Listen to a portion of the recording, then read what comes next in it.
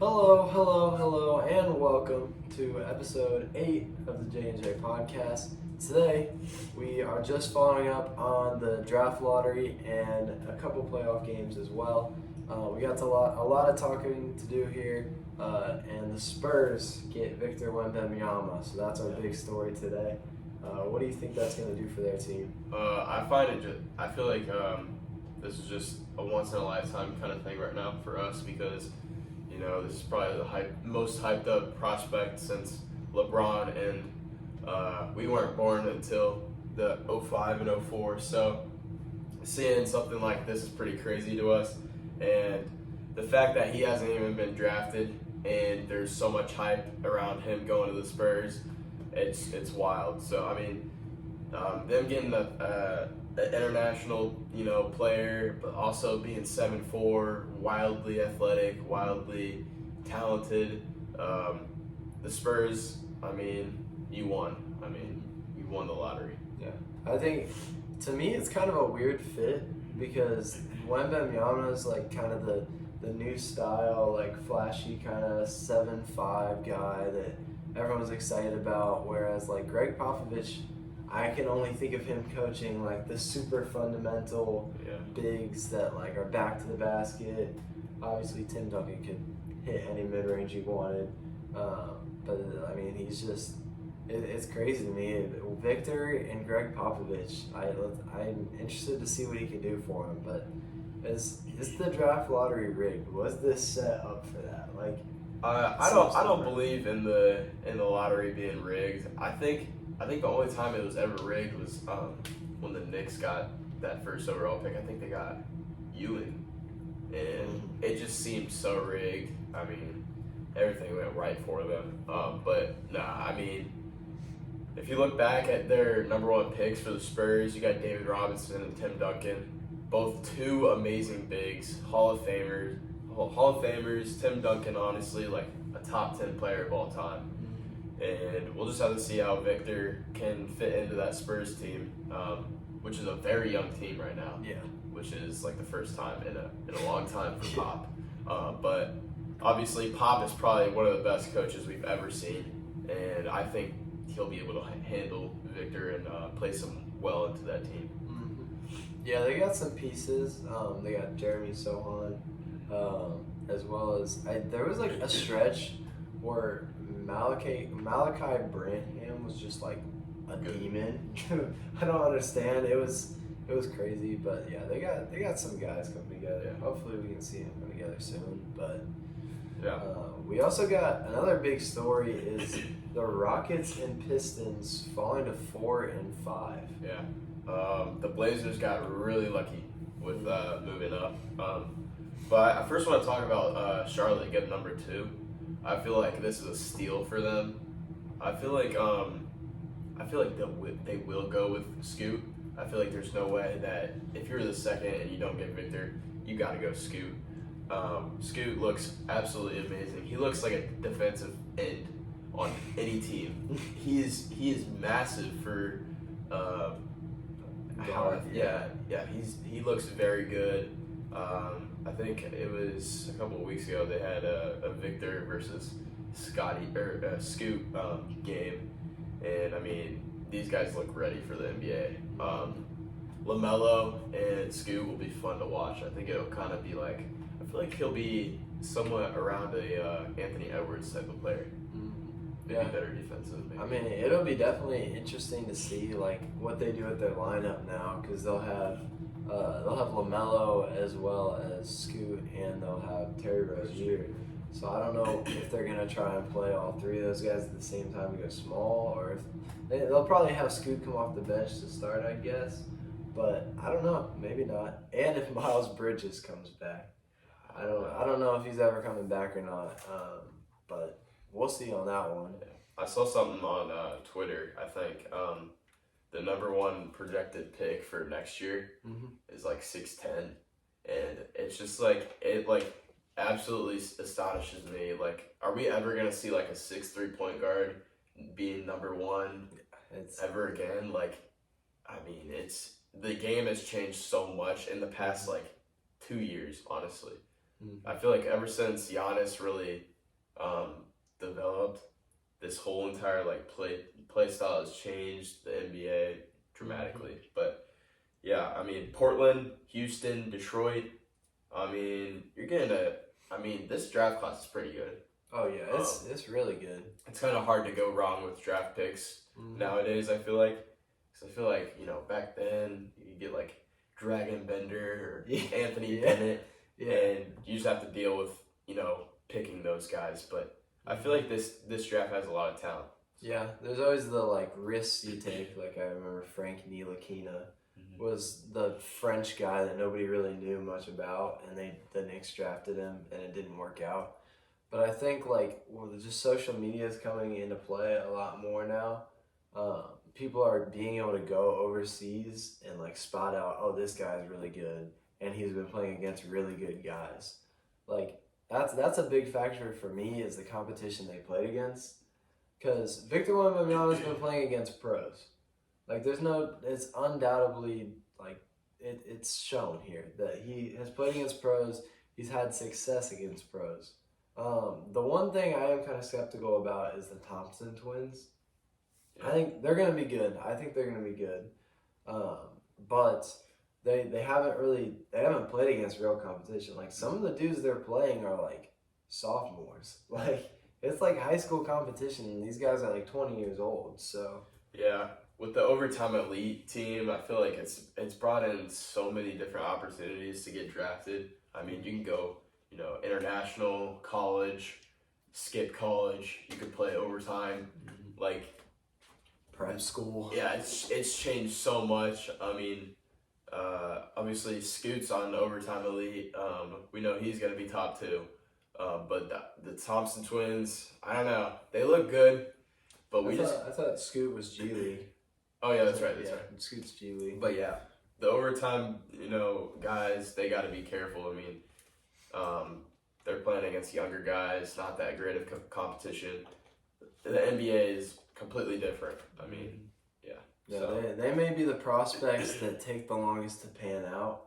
So I think if you're drafting one of the Thompson twins and you're a fan of the team that drafts them, like you need to be patient, because like these guys are taking a huge leap, but they have the athletic intangibles to become something great, but they're not going to be great right off the bat.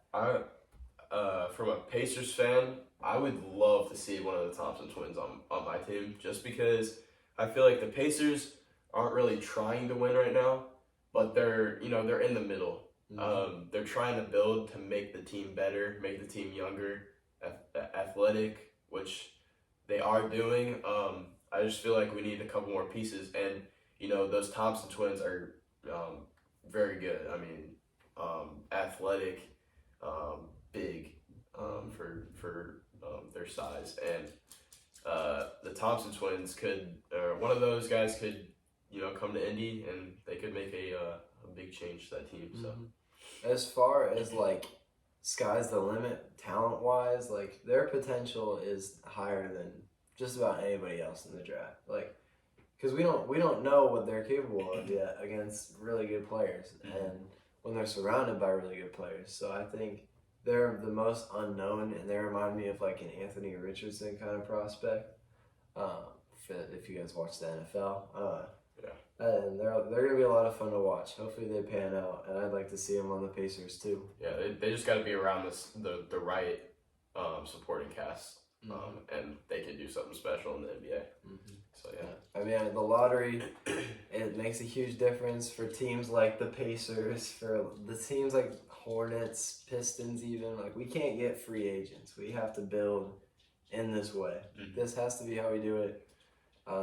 This has to be how a lot of other teams do it. So yeah. Wrapping up the draft lottery, the 6 through 10, we got Orlando at 6, Indiana, Washington, Utah, and Dallas. There wasn't really any surprises except for the Blazers moving up, which was big for them. But what do you think like teams like Washington, Utah, and Dallas could be looking for in the draft lottery? I think they're looking for teams like Utah and Washington. They have some stars already. they're just looking for those extra pieces, those guys that like they fit the team. They're not looking for stars necessarily. They're looking for gel players, like guys to come in, do some damage. And Utah, they may be looking for a second star because I don't think Markkanen's gonna get him anywhere doing what he's been doing. So maybe teams like Utah looking for another star, but I mean Dallas, they got their stars. Yeah. I mean, Washington. I mean they all have stars. They're ready to go. They just need that one last part. Yeah, those teams, I feel like they need to, yeah, like you said, they need that one extra player that can skyrocket their team. They need shooters, they need defenders. Every team needs, those type of guys on your team, and this could be their chance to, finally make what am I trying A run, yeah, make a run. Yeah, Especially for Dallas. Dallas, I don't even know what you did last year. Like, that was terrible. You guys got to figure it out right now, or I mean, next year's just gonna be this complete same. So I think I mean, there's one or two teams inside of the lottery right now that I think should be blowing up their team. Like especially the Wizards. I think the Wizards have done just about everything they can do with the team they have, and they've proven that they're not going anywhere with it.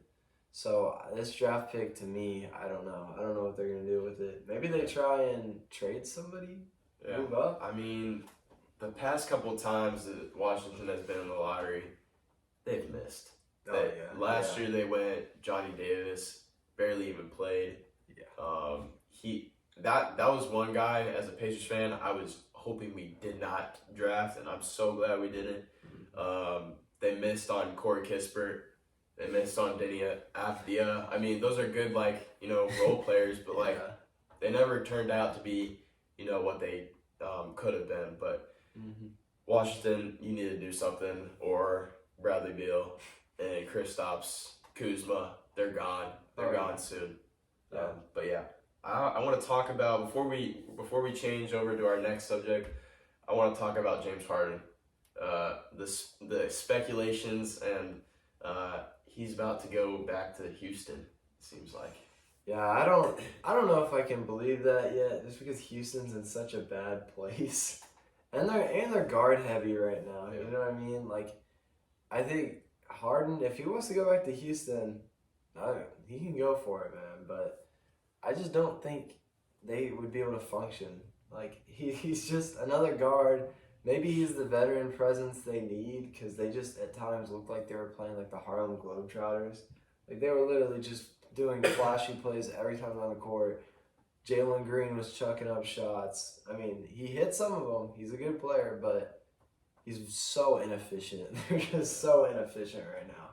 Yeah, to me, obviously, I like James Harden. I feel like he's a really good. I feel like he still is a star.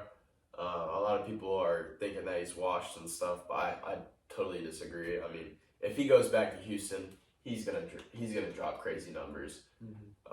We've seen it on the 76ers. I mean, when Joel's not playing good, James Harden, is producing fine. Houston's very young. They got a lot of pieces. They can build around James Harden if he does decide to go back there. But I feel like that wouldn't be a bad fit right now for them.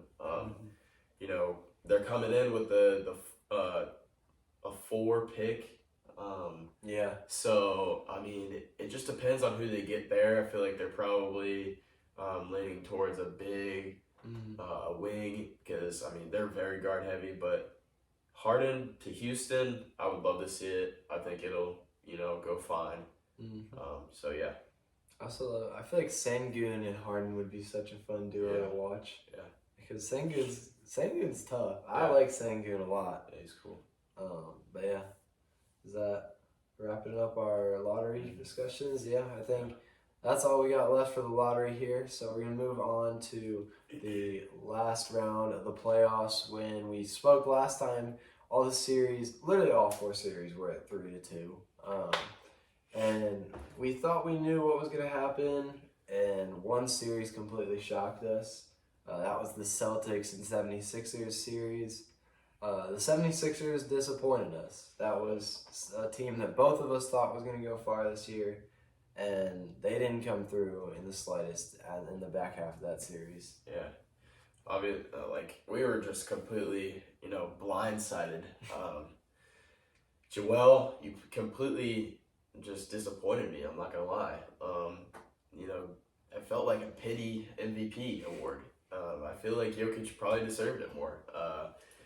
Jokic has been playing amazing, and then Joel just plays terrible in the playoffs. I guess he's just not a playoff type of player. But yeah, I don't know what to do with the 76ers. It's like 6 years of just absolute, just like disgust. They got to do something. I mean, it looks like they're gonna lose Harden, which could be good for them. We'll see. I don't know. Yeah, I mean, we might be looking at the end of the Sixers team, honestly, because with the comments Joel Embiid said at the end of Game 7 after shooting 5 for 18 from the field, he didn't take any accountability. He basically said, it's me and James versus everyone else. Despite having Tyrese Maxey on his team, by the way, who was great this entire year.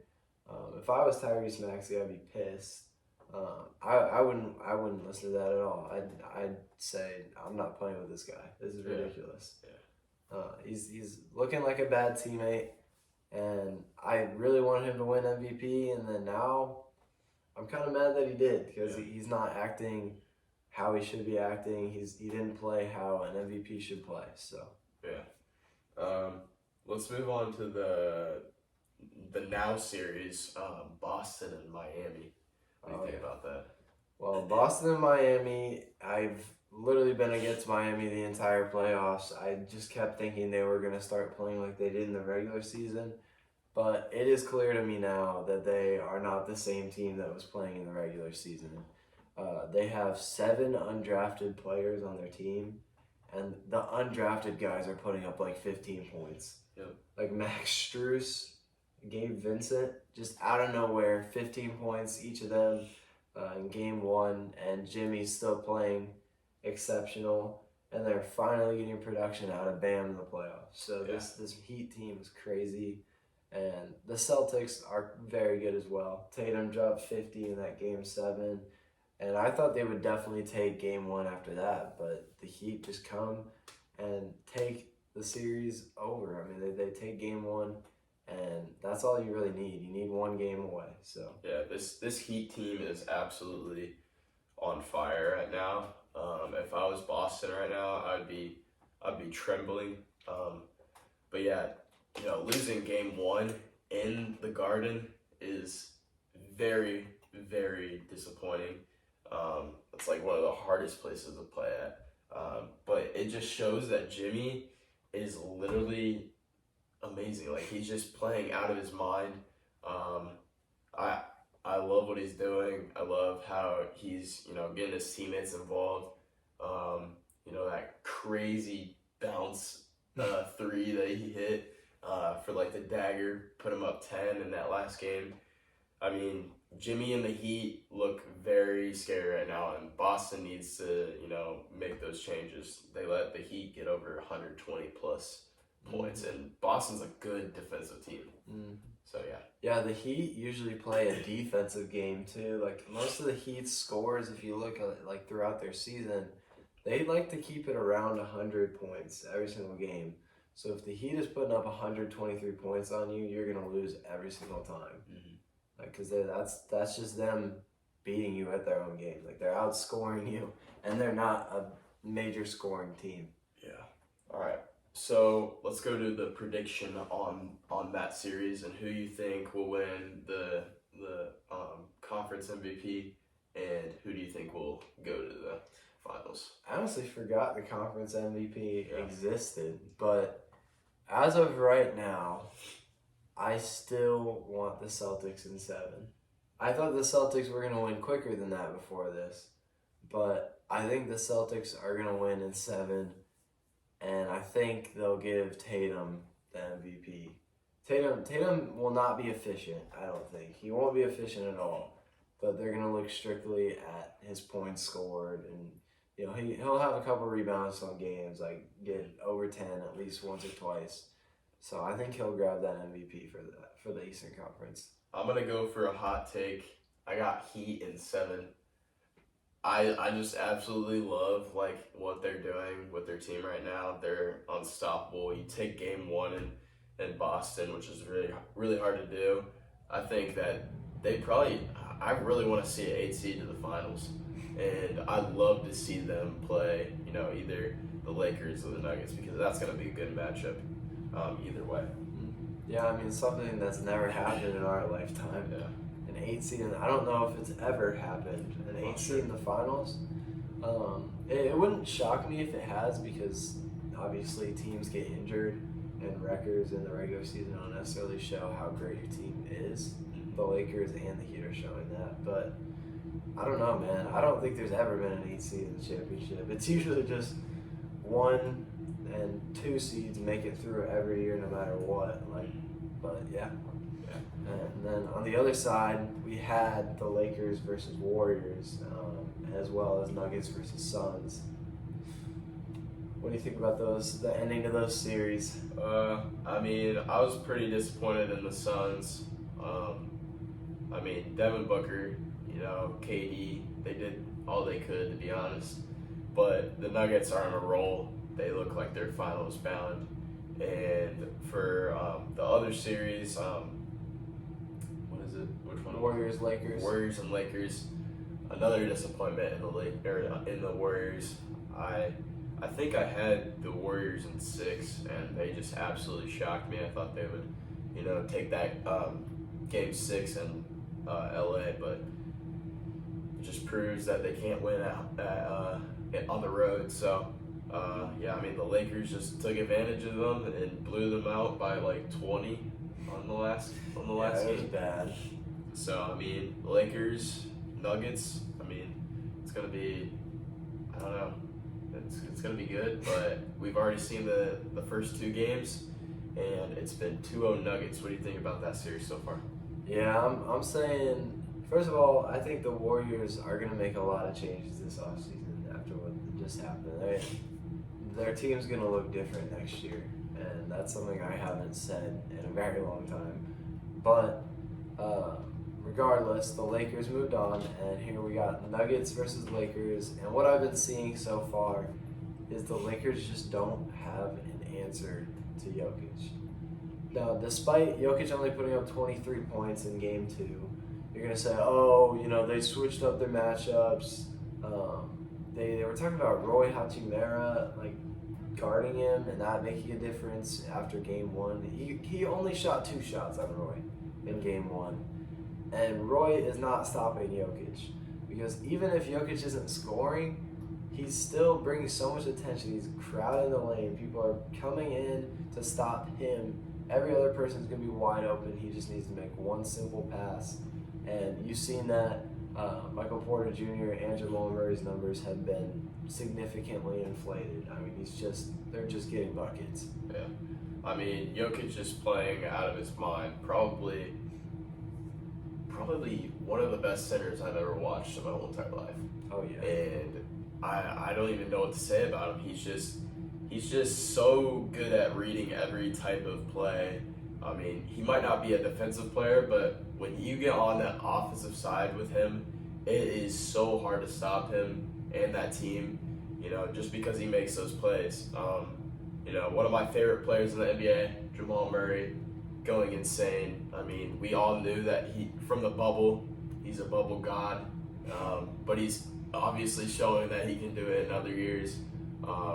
Taking last year off because he tore his ACL, but it doesn't even look like he's phased. Yeah, he's not missing a step for sure. I mean, Jamal's back out there hooping, and for all the Lakers fans out there saying that Jamal Murray isn't that good and he's just having a few good games, he's proven it time and time again how good he is. I mean, they're just saying he's going back to bubble form. That's the only reason we're losing. We're so much better. The Nuggets are the better team here. Yeah. It's not even close. The Nuggets are the better team, and you have AD and you have LeBron, and you're still not the better team. Like, all around, the Nuggets are better. Yeah. The one thing I will say, though, about the Nuggets is their 8-man rotation could come back to hurt them.